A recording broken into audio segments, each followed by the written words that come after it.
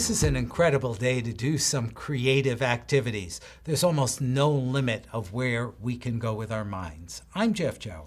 And for Planet Pulse on this Monday, December 9th, I'm Rick Levine. I would say that it's not even just mental. There's a heart-centeredness today, too. We're coming into a rare trine between Jupiter, which is a 12-year cycle, and Saturn, a 30-year cycle. We're coming into a trine in a couple of days between Jupiter and Saturn. That's expansion and contraction.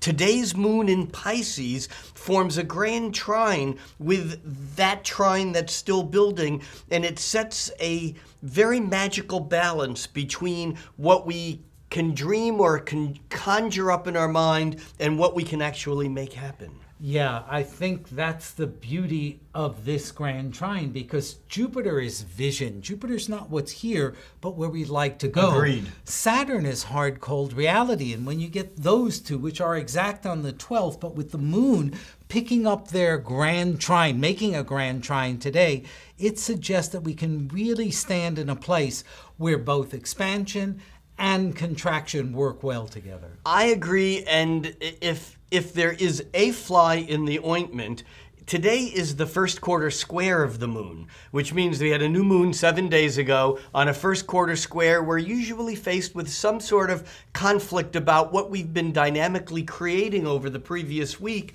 and often we reach a point of go, no go on something. And it's almost like today we're enticed to think that anything is possible, that we can dream and conjure up anything and make it real. And yet that moon squared to the Sagittarius sun, I think it's about we can set ourselves up and reach too far and then maybe have to pull back in a bit.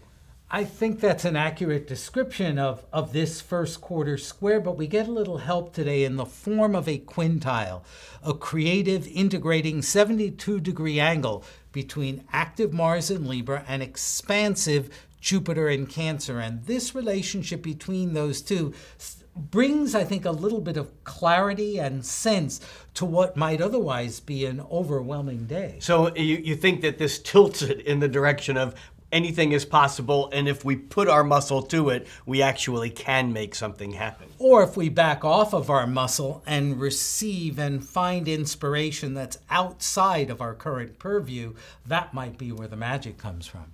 I'm Jeff Jower. And I'm Rick Levine, inviting you to join Jeff and me here on Planet Pulse every day of the week.